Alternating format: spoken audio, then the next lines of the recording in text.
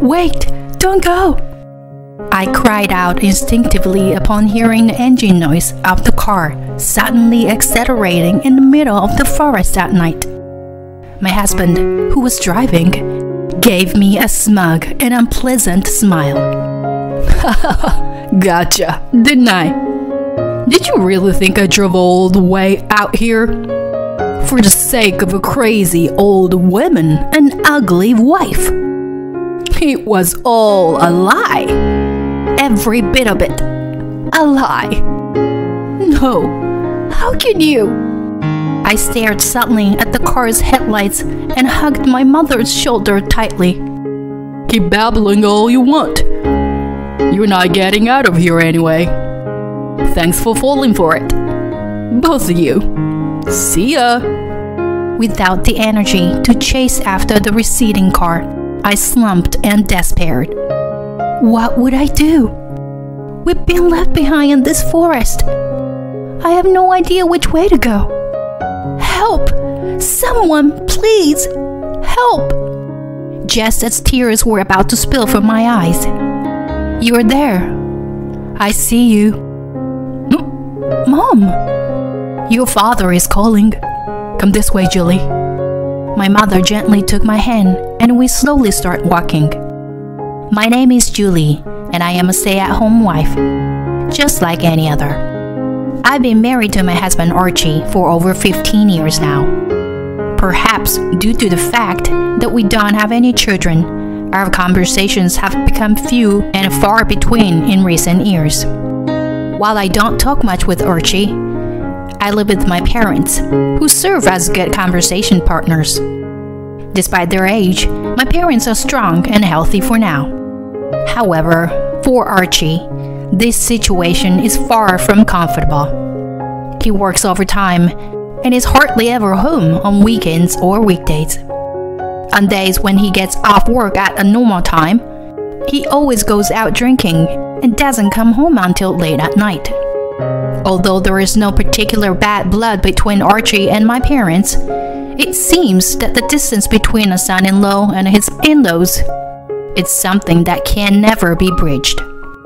I don't want to make things any more uncomfortable for Archie than they already are. Furthermore, I try not to think about it too much. But there is no telling when my parents will no longer be healthy. As they continue to age, it's inevitable that they will pass away before Archie and I. When that happens, our family will only be me and him.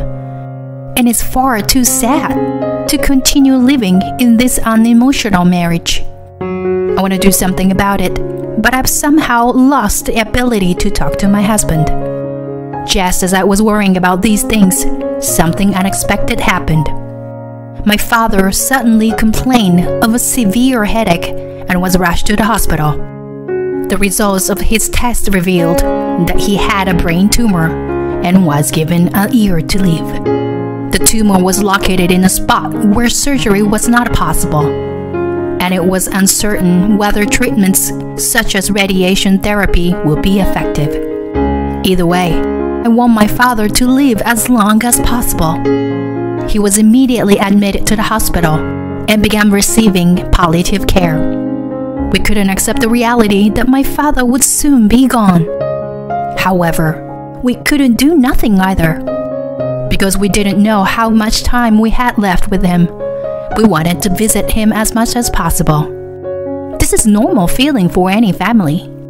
So my mother and I visited my father almost every day and took care of him. However, there was one thing that bothered me.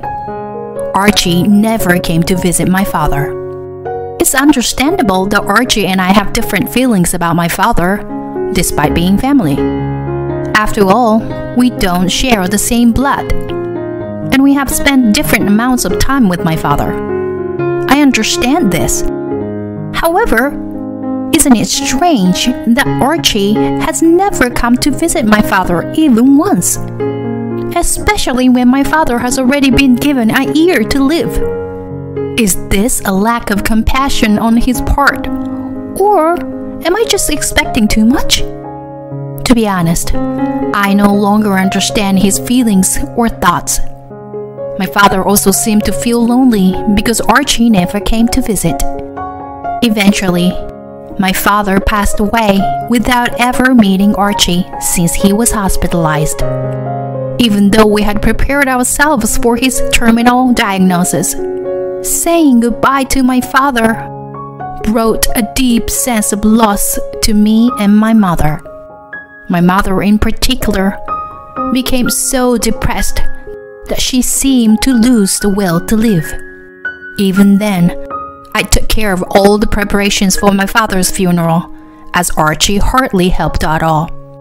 In fact, I overheard him muttering that there was no need to hold a funeral, which made me feel disappointed in him. Nonetheless, I managed to get through my father's funeral as the chief mourner. My father's friends were all truly good people, and they all told me that we had lost a wonderful person. I was glad to know that my father was truly loved by many people. After the funeral, my mother remained deeply depressed for some time. It was understandable that she felt that way, having lost her longtime husband. However, her behavior was not just limited to feeling down. My mother began to talk to someone facing the wall from time to time. Archie must have noticed this strange behavior, and he spoke to me for the first time in a long time. "Hey, isn't that dangerous? Is your mother finally losing it?" My husband's words were harsh, but I couldn't blame him for thinking that way when he saw her like that. So, all I could do was remain silent. One day, as usual, my mother was feeling down and repeating herself when Archie approached me again. "Hey, about your mom? It's sad that Dad passed away, but we can't let her stay like this forever. This is a perfect time for a family trip, don't you think? It will definitely be a good change of pace." I was surprised by my husband's sudden proposal. After all, Archie and I hadn't had a real conversation in a long time. Archie had invited us on a family trip, so maybe he was also thinking about our relationship going forward. "Yeah, good idea. Let's go on a family trip." I immediately agreed to my husband's invitation. I told my mother about it, and although she thought about it for a while, she eventually agreed. A few weeks later, we departed in the evening for our family trip. Archie said it was a bit of a distance, but if we drove, we could arrive the next morning. We drove on a highway for a few hours, but at one point, Archie got off the highway and onto a regular road. We were in the middle of the countryside, with almost no houses around, and the area was mostly cornfields. I vaguely remembered Archie saying that he had booked a traditional inn. But how could it be in a place like this? Despite my concerns, Archie kept driving deeper and deeper into the forest. I became quite worried and asked him about our destination. "Where are we going exactly, Archie?" "Oh, there's a place nearby where you can see a breathtaking starry sky. It's a little far from the inn, but since we're so close, let's go check it out. Seeing something beautiful might clear our minds, don't you think?" "I see. So that's what you had in mind. What a pleasant surprise." After driving for a while, Archie parked the car deep in a deserted forest. He got out of the car and guided me and my mother.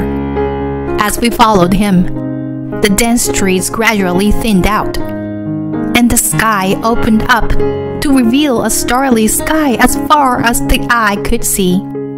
What a wonderful sight!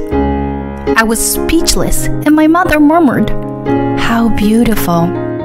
I sensed that my mother's spirits had lifted a little upon hearing her words. Of all the things Archie had done for us so far, this might be the most enjoyable. It felt like our relationship until now had been nothing but a lie. As we were captivated by the starry sky, Archie called out to us, "I brought coffee, but I forgot it in the car, so I'll go get it. You two wait here." Archie said this, and went back to the car with a flashlight. I couldn't believe how thoughtful he was. I was starting to fall in love with my husband all over again. As I watched him walk away, my mother began to speak to herself. Ever since your father passed away, I haven't been able to feel any colors when I look at things. And I've been looking down all the time. But today, I looked up the sky for the first time in a long time. And there were stars shining so brightly and vividly. I've lived a long time, but I don't think I've ever seen such a beautiful sky before. I wish I could have shown it to your father too. Mom. Yeah, I know. While watching my mother shed tears as she gazed at the starry sky, I too felt a lump in my throat. It's natural that my mother still can't wipe away the sense of loss from my father's passing. However, she seemed a little more positive than before. It's thanks to Archie, and I'm glad for that. When he comes back, I have to thank him. At that moment, the sound of a car engine approached. It was an unnaturally loud sound that didn't seem to fit in with the surroundings. I turned around to see Archie's car moving and the headlights turning on. Then, my husband, who was in the driver's seat, smirked with an unpleasant grin on his face. Gotcha, didn't I? Did you really think I drove all the way here for the sake of a crazy old woman and an ugly wife? It was all a lie. Every bit of it. A lie. No, how can you? I stared silently at the car's headlights and hugged my mother's shoulder tightly. Keep babbling all you want. You're not getting out of here anyway. Thanks for falling for it, both of you. See ya. I slumped down without the energy to chase after the receding car. What should I do? We've been left behind in this forest, and I have no idea which way to go. Archie even took the flashlight with him. Although my cell phone's light can be used, it's not enough to show me where to walk. Wandering around aimlessly would waste our energy. Besides, I'm already a middle-aged woman who gets tired easily, and my mother is even more exhausted. Can we make it back to where there are people if we wait until morning? Moreover, the temperature is dropping. Can our bodies withstand spending the night in a place like this? As anxiety breeds more anxiety, I gradually fall into panic. Someone, help us! At that moment, when I felt like I was in danger, my mother suddenly spoke up. Your father is calling us. Saying that, she started walking. For that moment, I wondered if we were fated to die here and join my father. But as I followed my mother, I realized that wasn't the case. The truth is, my mother has the ability to communicate with the deceased. However, she has had bitter experiences. People around her thought it was creepy and kept their distance. And even those who believed in her ability only saw her as a tool to make money. My mother herself wasn't fond of her mysterious ability, and when she taught me about it, she made me promise not to tell anyone. So when my mother started talking to the wall, I was unsure whether to tell Archie about her ability or not. Anyway, my mother seems to be talking to my deceased father now. I decided to follow her obediently as she walked forward step by step. After walking for about 2 hours, we miraculously reached a road. We rested and walked some more, and despite the late hour, the car drove past us briefly, but then stopped and rolled down the window to talk to us. Are you okay? I was about to cry with joy when we finally meet someone. My mother and I approached the driver and explained our situation.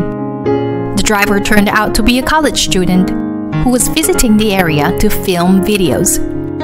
At first, when he saw us, he thought he had encountered a ghost, but it turned out we were real people, so he spoke to us.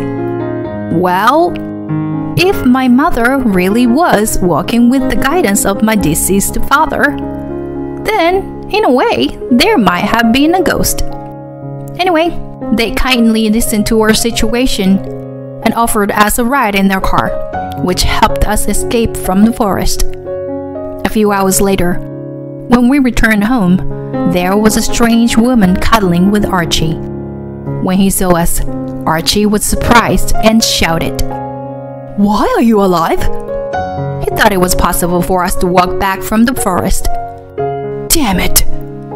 If that's the case, I'll send you back again," Archie said as he came towards me and my mother. Before he could grab me, a police officer jumped out from behind me and apprehended him. Actually, after the college student dropped us off in town, my mother and I reported the whole incident to the police. The college student testified that he had picked us up, and the police officer accompanied us home. Archie, who didn't know about this, confessed to what he had done to us in front of the police officer. He was taken away in a police car with his arms firmly held on both sides. "Damn it! This wasn't supposed to happen!" Archie shouted from inside the police car, but I glared back at him fiercely. In this way, my mother and I were saved from danger. In the aftermath, Archie confessed everything to the police.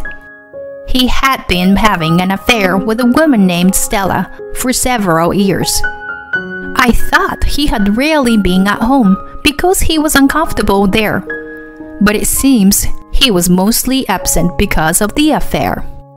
Then one day, Archie was caught by my father at the scene of his infidelity and scolded for it. As a man, I can understand the feeling of being attracted to other women. But as a father, it is absolutely unacceptable to make Julie sad. So, before it was discovered and hurt your family, you should have ended your relationship with Stella. Got it?" At that time, Archie quietly followed my father's words. However, in the end, Archie did not break off his relationship with Stella and try to avoid my father as much as possible. Then, when my father was hospitalized with a brain tumor, Archie was able to freely meet with Stella and never came to visit my father. After my father passed away, Archie's fear of being caught for infidelity disappeared, and he seemed to be in high spirits. Then, Archie witnessed my mother's strange behavior and told Stella about it. "Then, if you dispose of the demented old lady and our daughter, the inheritance will be yours, Archie." Upon hearing this, Archie came up with a plan to leave us stranded in the forest. In reality, we were left behind and it could have been dangerous for us. However, Archie and Stella miscalculated that my mother was not demented, but had a strange ability to communicate with the deceased. Thanks to that, we were able to return safely with the help of my deceased father. After a while, Archie was sentenced to prison, and Stella was arrested as an accomplice. Archie and I divorced, and I finally became free from being the wife of a criminal. If he had continued to maintain a peaceful relationship with his wife, he would have at least received some inheritance in the future.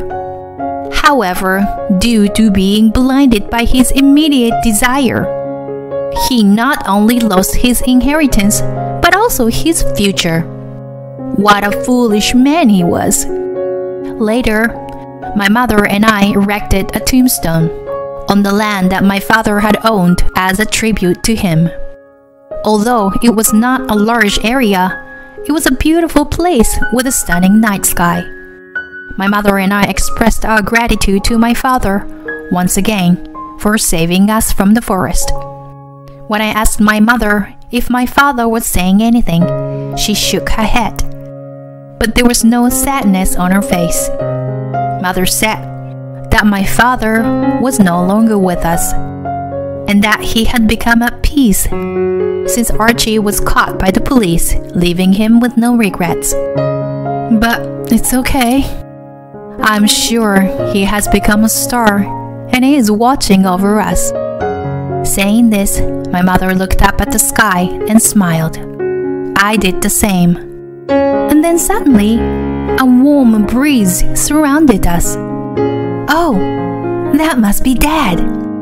I exclaimed, and my mother chuckled and said, "Yes, I'm sure it is him." Smiling at each other beneath the night sky, I made a vow to treasure the time I had with my mother and live the rest of my life fully.